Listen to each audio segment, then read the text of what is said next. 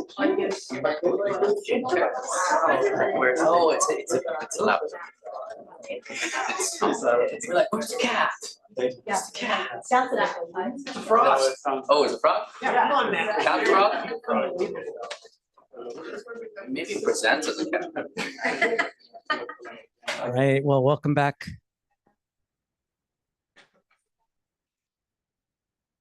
I hope you all had a good lunch. We're excited for the afternoon session. This is going to be our final two talks of the afternoon, and we're going to start with Giovanni Petri, who's going to be going through social learning across symbolic cultural barriers in sperm whales. Take it away, Gio. Thank you.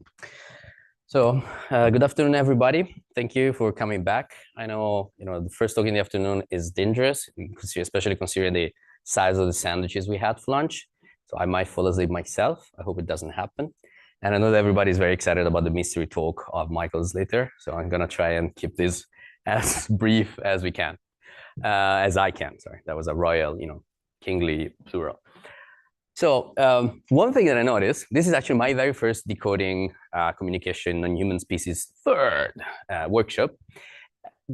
Apart from Gasper's talk today, we didn't really have that much SETI talk so far. So I thought that someone should give the classic spiel, the vulgata of SETI. Yeah, also, so I lose a little bit of time and then I can get to the end of this talk faster. And this is not working. Yes, it's working. First of all, that's the point, right? So our whole idea, the reason why we want to be here is to try and answer this question. Can we understand them? Okay. Now, why did we choose these big lungs of fat that tower at surface in the sea? Well, Shane is a very nice guy to work with, so that's a good motivation. But the reason is that there are multiple reasons for this.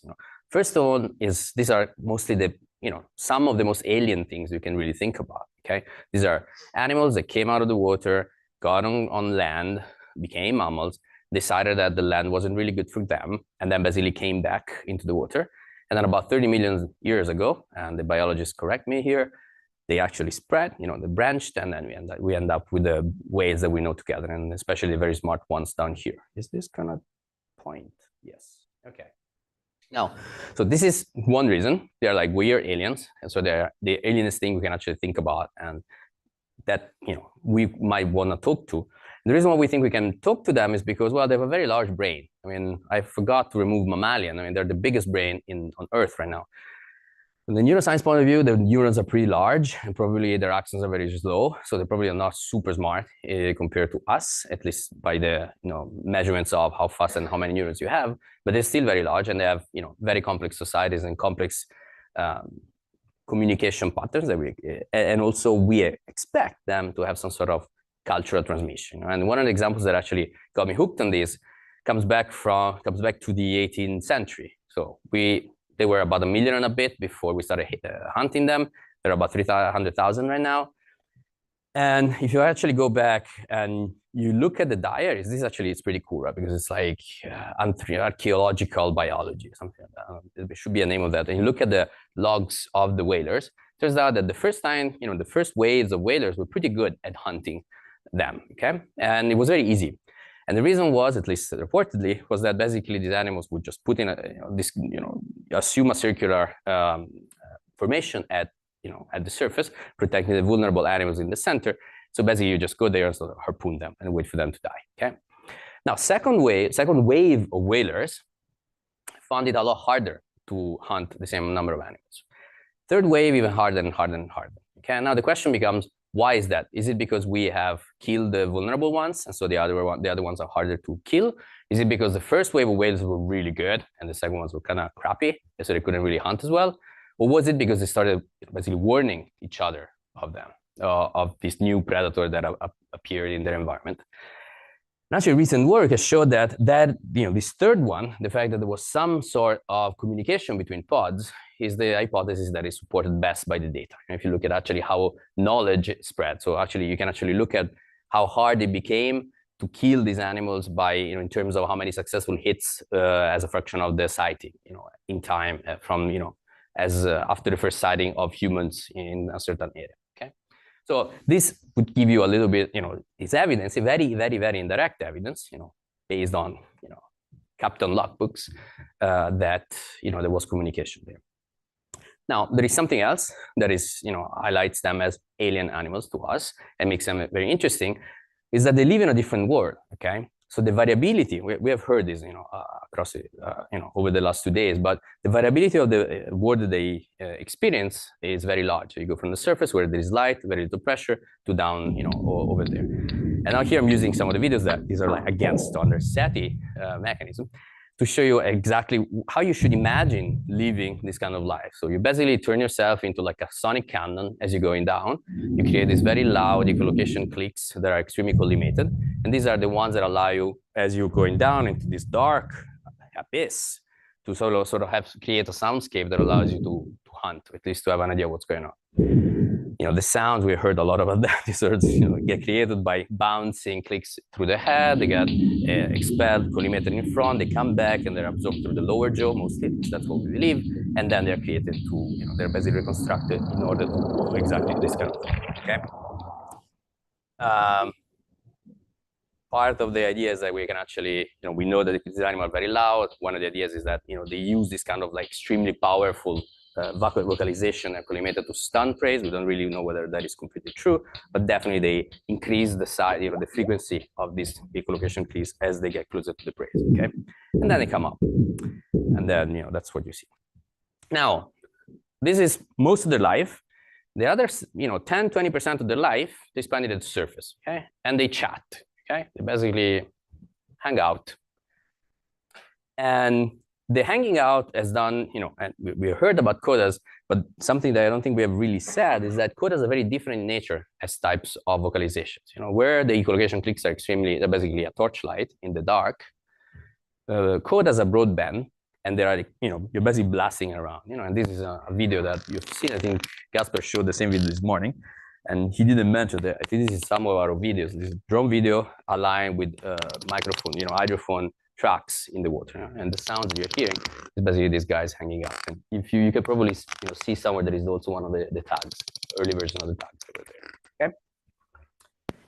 Now, I have prepared a little bit of a explanation of how this goes. I'm not going to go through this because we heard this before today. We actually had a whole talk about vocalization. The only thing that I really, at least as a physicist that I once was, really struck me as amazing is that these animals basically have an optical bank, optical table in their head. Okay, so if you show this to a physicist, anybody who did condensed matter, they would think that these are basically laser lenses that you use to modulate, which is actually very beautiful. I'm not going to get into anything else on this level. So we have these two types of vocalization, these very regular echolocation clicks, which are the ones you see there.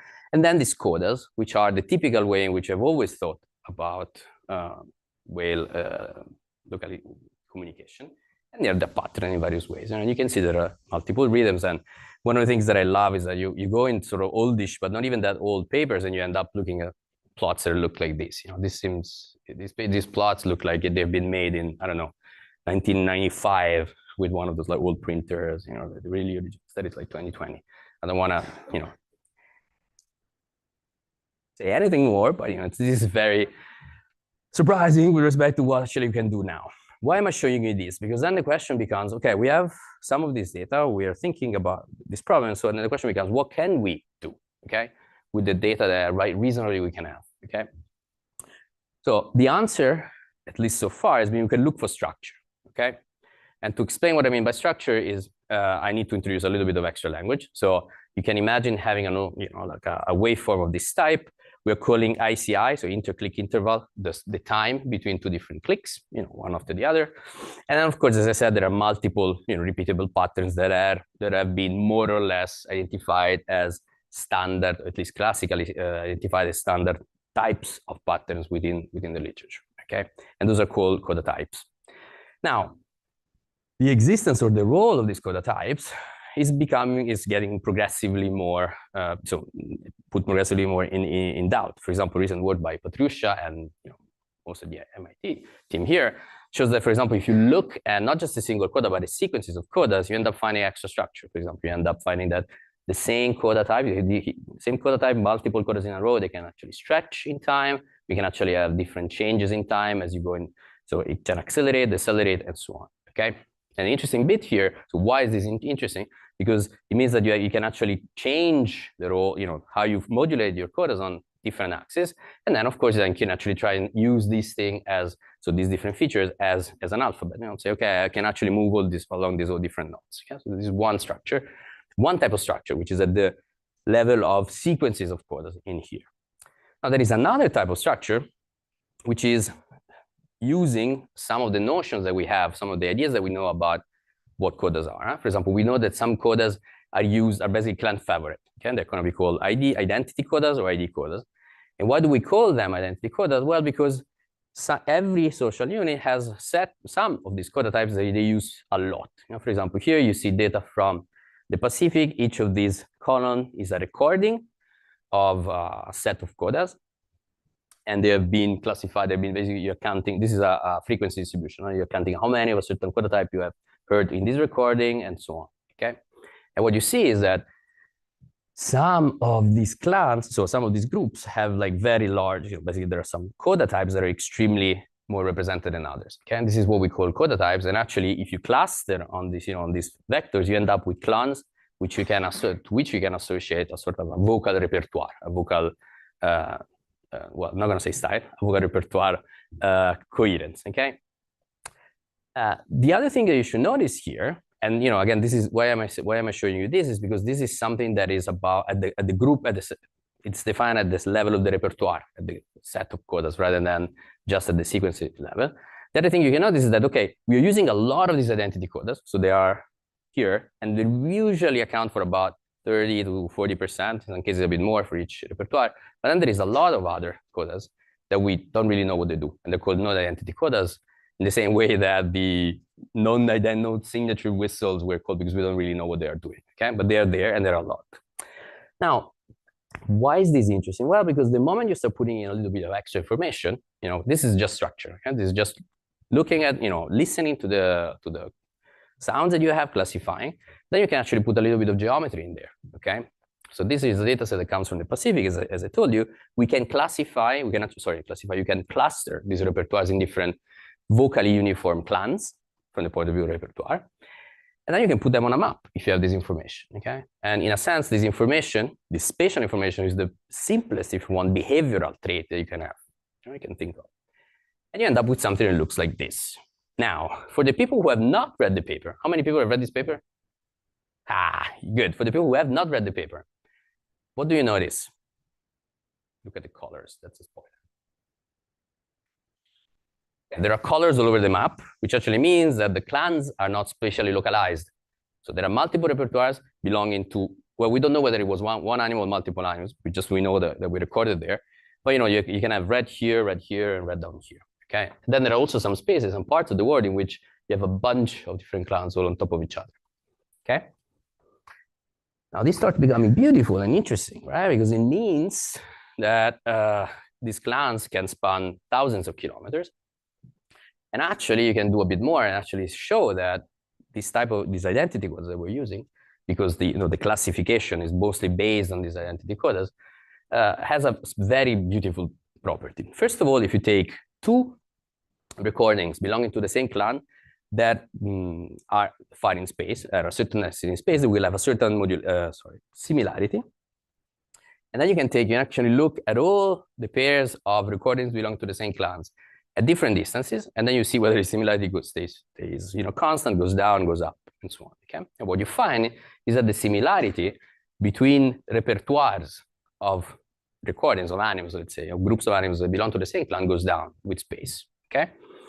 It's not super surprising, because it means that, as you go further away, you sort of start talking a little bit different, even if we all come from the East Coast. You pick up other words, you start using other terms, other ways of expressing. The beautiful thing is that then you can actually look at what happens when you compare the similarity of clans between different clans when they are more or less in spatial overlap.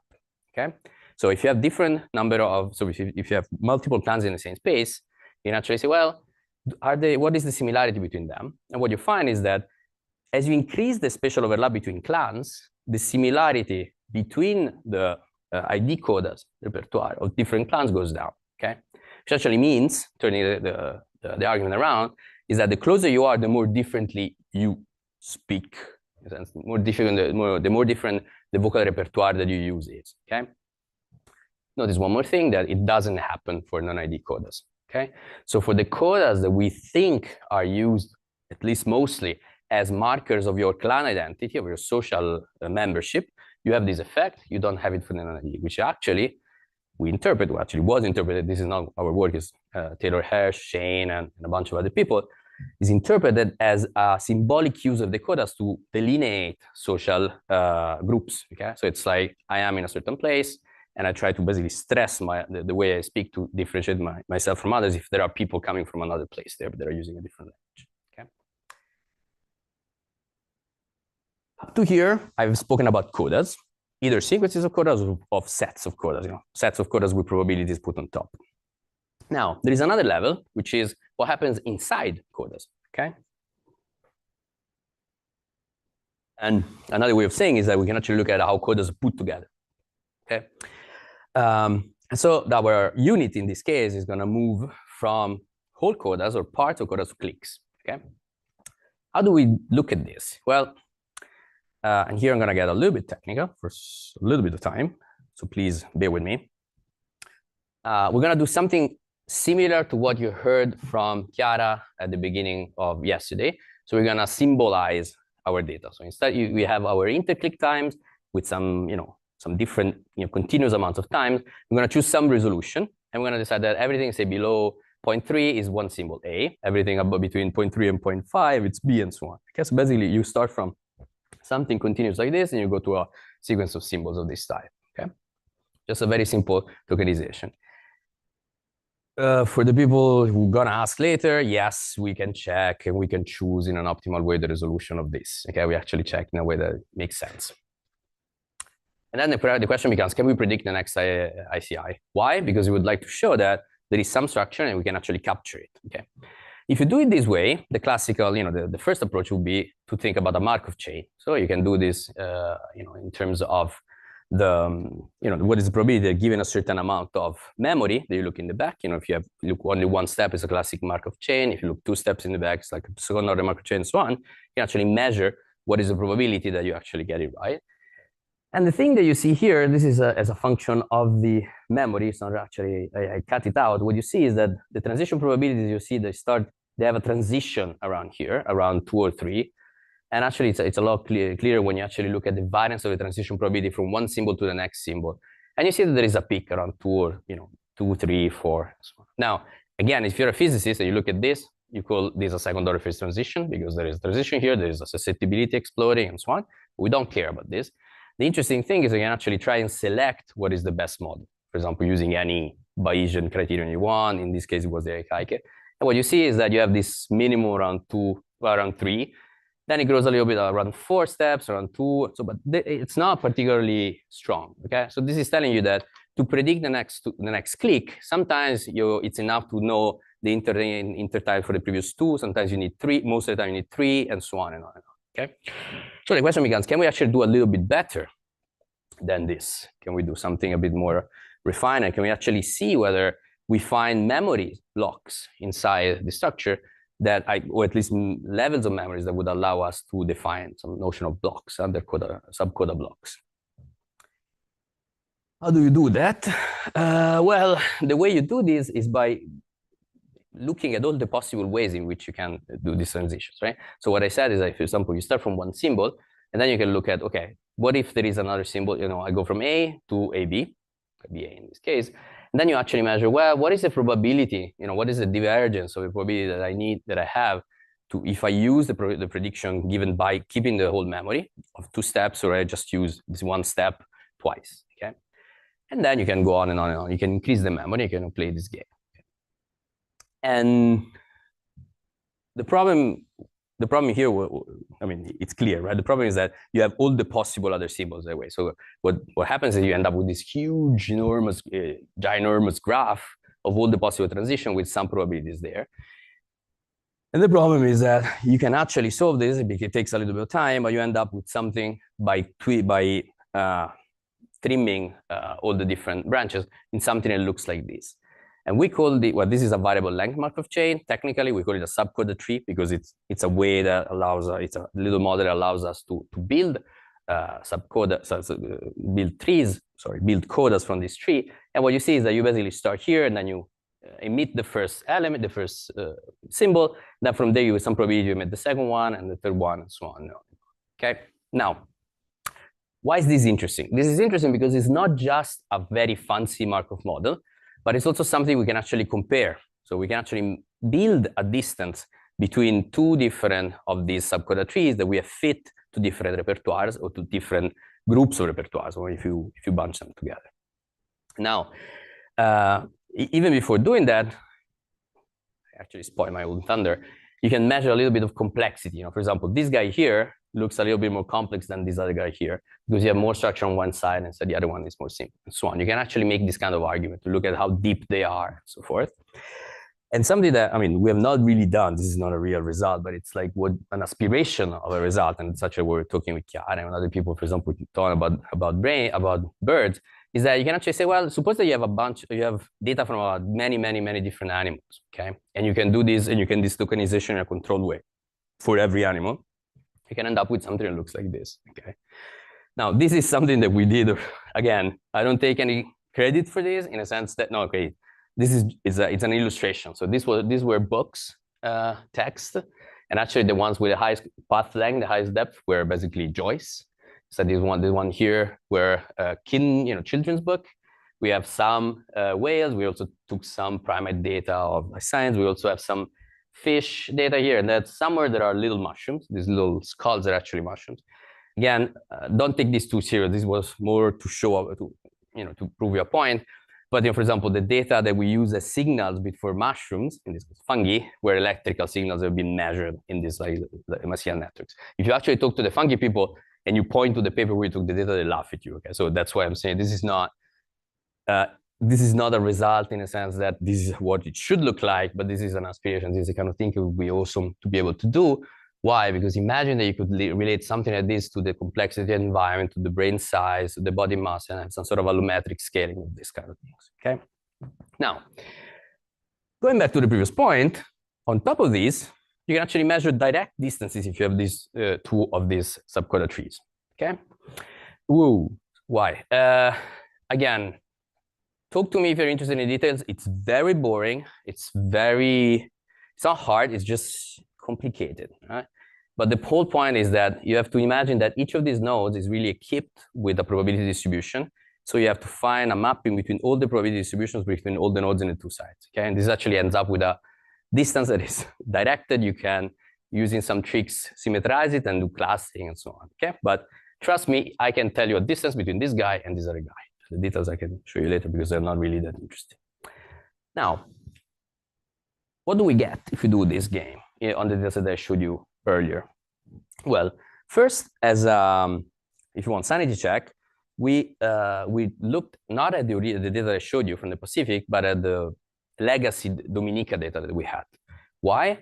Well, because in that case, we know who's who, right? We actually have complete control on the animals. No, well, sorry, that came out wrong. We have complete control of who the animal, who's talking, or at least a very large control, but we know who's talking, in terms of which family is talking. And so, we were interested in comparing these subcoded trees on the two sides. Now, something that I'm going to start using from now on is a term which is vocal style. The reason why we're saying vocal style is because we want to make, to discriminate from vocal repertoire. Vocal repertoire is what I spoke about until now, which is what is a set of coda types that you use and with what frequency. The vocal style is how you put them together from the point of view of this intertime, these generative modes, okay? So we do this for our clans in Dominica, and we end up with something that looks like this, okay? So you can measure the distance between the animals within the clan and the distance between the animals between clans, okay? And, if you are a data science or data visualization designer, you're going to be very angry at me because these two is like duplicated information, of course, right? But the important point here is that this guy is much smaller than this guy, and this guy is much smaller than this other guy, which means that clans, at least in Dominica, up to now, have their own vocal style, which is more similar within the unit than across the units, okay? pretty. They have the same accent. We can actually check the clustering that I showed you earlier that we get the right clustering and so on. Then the cool part starts. We can actually do the same thing again with the Pacific data that I showed you earlier, and I was talking about, the symbolic use. Now here, we are cheating a little bit in the sense that we are not really showing you the clustering done on the vocal style and go, oh, we have a friend, like a bird. And comparing it, and seeing whether they are, whether the clans are more vocally uniform than across clans. But the reason why we're not doing that is because it would be cheating, right? If I use the vocal style distances directly to clusterize, of course, by construction, anything I'm going to show you will have that, that kind of bias. Instead, the reason why I'm showing you these plots, but aggregated by the vocal repertoire clans, is to actually test whether the vocal style within these vocal repertoire clans is more uniform than across. And the answer, again, is yes, okay? So classical vocal clans that we have had so far, they both have a specific repertoire and a specific style. And this is true across the whole Pacific, at least, okay? You can actually play this game again, and so do the clustering on the distances and check whether you find roughly reasonable clans compared to the vocal repertoire ones. And it works. You see there is a bit of noise here, and I can explain why there is a bit of noise there. The reason is that if you, for example, if you take these distances between all the possible clans and then you sort of project it down to a few dimensions, you see that there are some clans that are clearly separated from the others and some that are a bit more in overlap in this low dimensional space. So when you end up clustering, you end up seeing this, okay? But by and large, the strong result is that you have these kind of effects, okay? Of course, you can make like very pretty clan aggregated pictures and show them. And the reason why we want to do that is because we want to play again the same game that I played before, right? So we use space as our very weak proxy for behavior. So we're going to do again this pairwise comparison between different clans, okay? Now, just to remind you what we saw earlier, we saw that when we're looking at identity codas, the similarity between clans that are spatially overlapping, so the more they overlap in space, the more different they are, the lower the similarity in the ID coda, at the level of the ID codas, and instead they are like nothing happens at the non-identity coda, which really you should think about something of this type, right? You have a bunch of whales that are using different words, dude, man, man, whatever they mate, yeah. So these are British, these are, I don't know, chavs, and these are Americans, I guess. And then when they are in the same space, animals from the same clan are in the same space, they basically exacerbate this behavior, right? And they do something like this, like it may make you dude, and so on, okay? Now, what happens instead at the level of the non-identity codas in the vocal style is exactly the opposite, right? So now imagine that our whales belonging to different clans, they also are, I don't know, Scottish, Irish, and American, British, whatever. And so you got the Scottish, they say brune, the Americans saying brown, and I don't know, the Irish are saying brain, whatever. I just couldn't come up with anything better. And when they are in the same space, they actually end up converging in terms of their style, okay? So whenever they're close in space, their vocal similarities actually converges. Sorry, the vocal style become more similar to the other things around, okay? Now, this is very nice because, because it means multiple things. Well, first, that we have code repertoires and they're used for symbolic markings, but also it means that we actually have this some form of social learning across these symbolic boundaries that have been built socially and using different words, okay? And this is direct evidence, so if you want, going back to the whaler example, that there is cross-pod, cross-unit communication of this type. Now, of course, I'm making it sound very, very sure. There are limitations to this. There are many limitations. And there are many other there are some other possible explanations. One would be genetics. Maybe they're similar, and so that's why they have this kind of similar effect. Or some effects of the environments. We can pretty much exclude both because the genetics would sort of impose other constraints that we don't really see, like, for example, local uniformity also on the family level, and hence, and we know that, for example, code repertoire are passed through the family and so on. So there are reasons in which we can reasonably exclude other explanation of this type, okay? And the environment is the same thing, for example, that it's a question of where they are, the ocean basin, because as I was telling you earlier, there are clans with different vocal repertoires across the whole ocean, so it cannot really be that the dominating effect. Now, beautiful. Is this enough? Of course, I am here. We are all here, so the answer is no. We would like to have more behavior. And what does it mean, more behavior? Well, if you belong to CETI, it means having your own bespoke, basically, apparatus for recording, and this is where the CETI commercial starts. And I think that so when I was preparing these, I got some slides from Shane, well, not from Shane, from David, and actually it tells you, it tells you how brave Shane is, right? Because we are graduating ourselves from a lonely biologist in the middle of the sea with a fishing rod and a hydrophone, probably with a kitchen bowl, I guess, right, in the water, for basically looking for whales like this, to this kind of like James Bond villainy looking buoys with like very long hydrophones going down there. But the beautiful thing is that they're gonna, our hope is to get like very, many millions or maybe billions of clicks every year. Now, again, if you follow it up to now, this should be meh, right? In a sense, this is beautiful. It's a great achievement, but it's again more structures and more data without any behavior. That's why the other part of the collaboration is actually trying to get this kind of behavior. And the best way we can actually get behavior of this type is by sticking tags on the animals. And we have some of the people here are lost. And where they are? Anyway, there you go. That are basically, so the verb, the sentence that we use at the beginning, and I don't think we use it anymore, was let's accelerate the drone into the whale. You have to smack the tag in and leave it. We don't do that anymore. We do it in a very soft way. But the beautiful thing is that this allows you to do in a soft robotics, so there is no penetration or anything, sort of monitoring of depth, behavior, sounds from the whale itself and from its whole local vicinity and so on, okay? I think there were stories also about the success rates of the PhD students being much higher than the PIs. Is that correct? Like a PhD student had like 100% twitch rate and instead like 30% for the PI. Is that true? So whether that, okay. But the other beautiful thing that you can do if you have these kind of drones in the air is this, you can have videos and you can actually try and make sense, for example, by segmenting the videos with all the difficulties that there are in doing this. And if you want to know how hard it is, talk to Joe here or a lab in MIT. Why we want to do this? Well, because if we have something like this, then we can actually try and build something that looks like this. And this starts becoming like little, you can't really see here, but here there are like little links. So what we're looking at now are temporal proximity or contact networks of whales at the surface. Okay, and at this point you can actually start asking questions. For example, what is the role of this guy here with respect to the role of this other guy here? Who spends most time close to a certain other whale? You can start asking questions.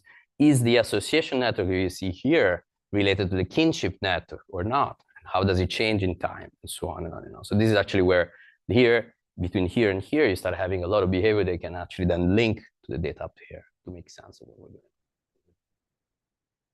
There's another beautiful thing that happens when you have this kind of drones in the air, and that is that you end up being very lucky. Last year, you must have heard something happened. Christmas arrived early during summer, so the CETI 1 and CETI 2 already, or they came later. So they were at water, they were outside in water, they saw some weird behavior, and they spent there and were very lucky, and they ended up seeing something that looks like this. Now, who knows what this is? Yes, so who doesn't? Nobody. Okay, so for the people who don't know what this is, what do you think it is? That's blood? Okay, so what's happening here? Well, that's well, actually, Shane first thought that someone was pooping a lot. Then he realized it was too red to be poop, and so it's blood. Actually, you see this guy down here? There was a birth, and this is the first birth recorded since the 80s, 90s. And I'm not gonna say anything. This is some more on this. This is something we are actively working on now, and so stay tuned for this. But there are a bunch of things that even just by looking at the videos, and then you can imagine, you can guess, and then all the description I gave you about behavior earlier, so the segmentation, the networks, and all of that, can, for example, tell you and quantify what is happening here. For example, the fact that you have the baby that is being held up by the rest of the animals, because otherwise it would sink just after birth. Okay, and then you can actually, if you don't notice, there were, I think, dolphins are here appearing at some point, and so on.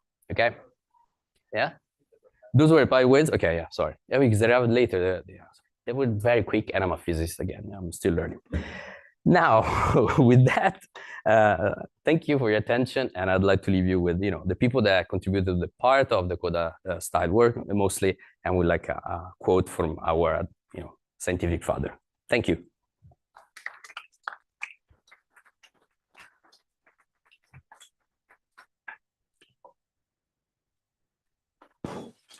Whoa! Yes. Well, a lot of questions here. We'll just get it to this side of the room.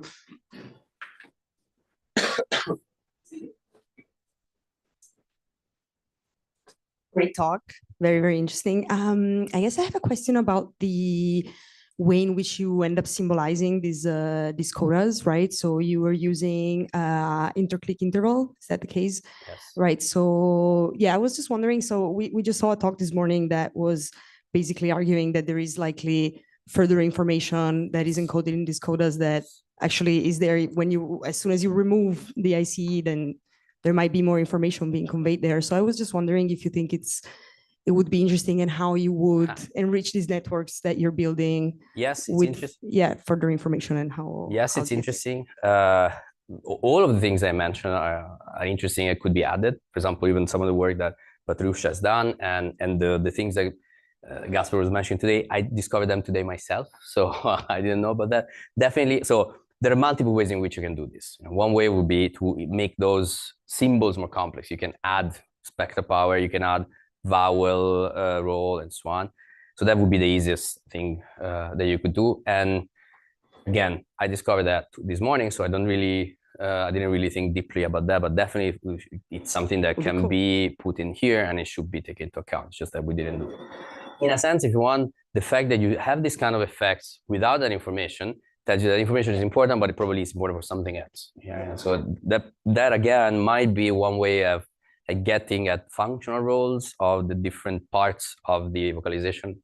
In business. Yeah, no, I think the method is super cool and promising. So just take it further. You're biased, though. I am.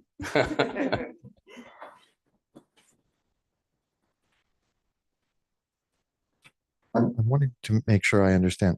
Yeah. With distance, the coda that is like your clan signifier slowly changes, but the non-clan signifying ones don't change. Is that right?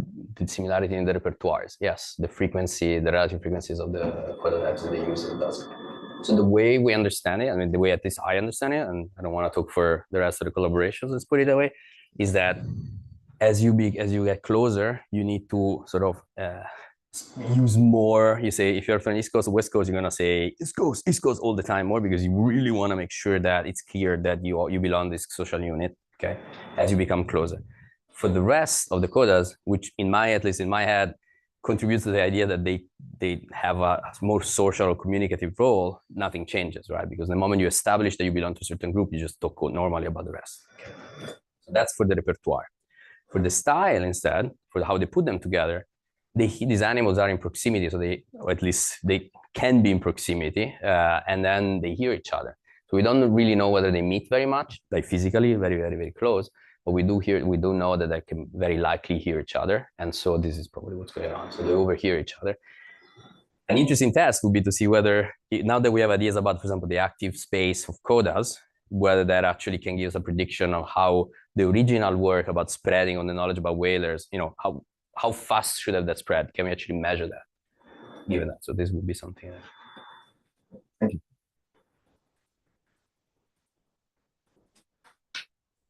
So there's work in like human language that says like structures should undergo more reduction the less informative they are, or the more predictable they are in context.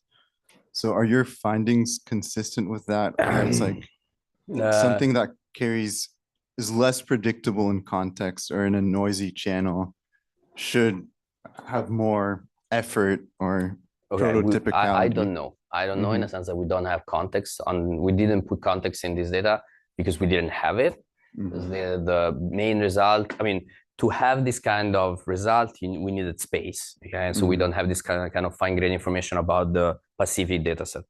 Now that we know about this, we can actually try and go back to the Dominica one, for example, or at least to new data with tags and so on, and try to do that kind of thing, see whether there is a redundancy and all these kind of structures when, for example, it's noisier, when it's more crowded and so on. Of course, yeah, that's a great idea. It's just we couldn't do it now with this.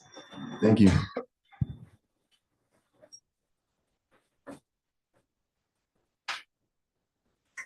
Thanks. That's fascinating talk.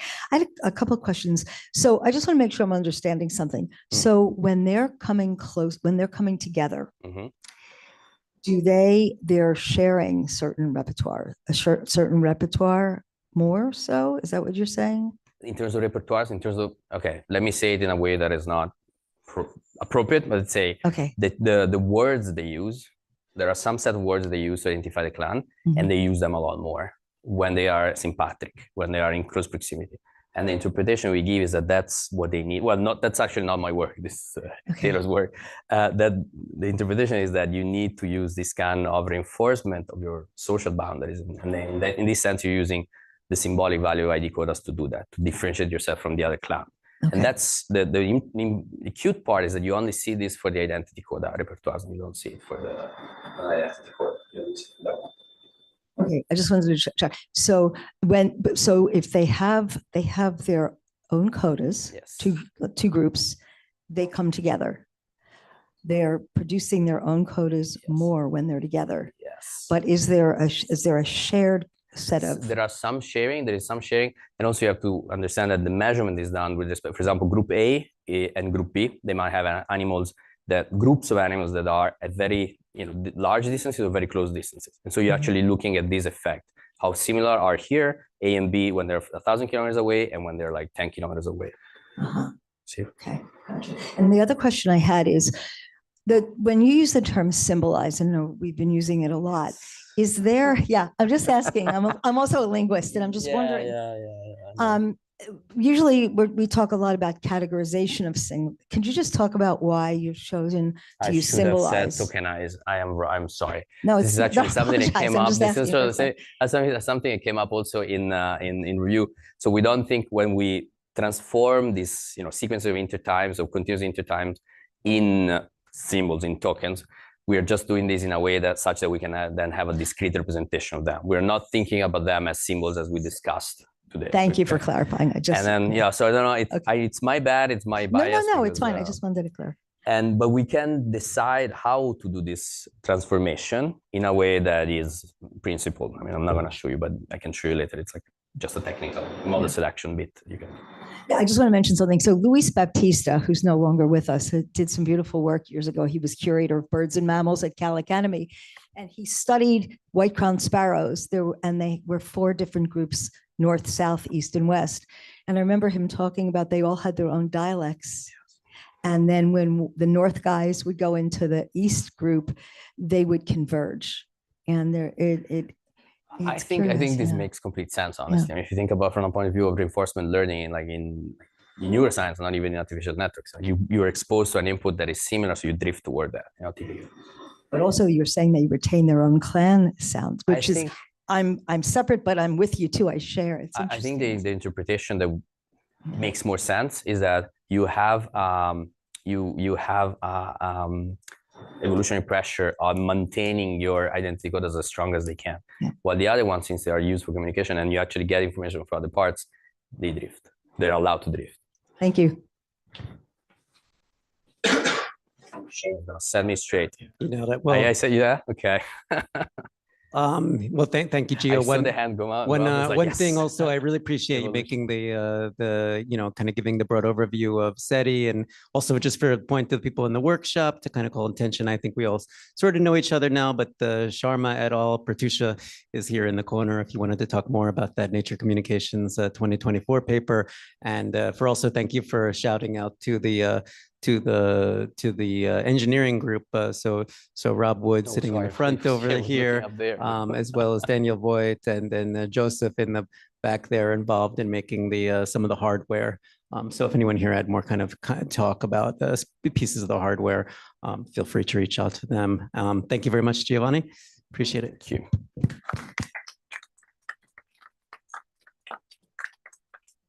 All right, and now we're down to our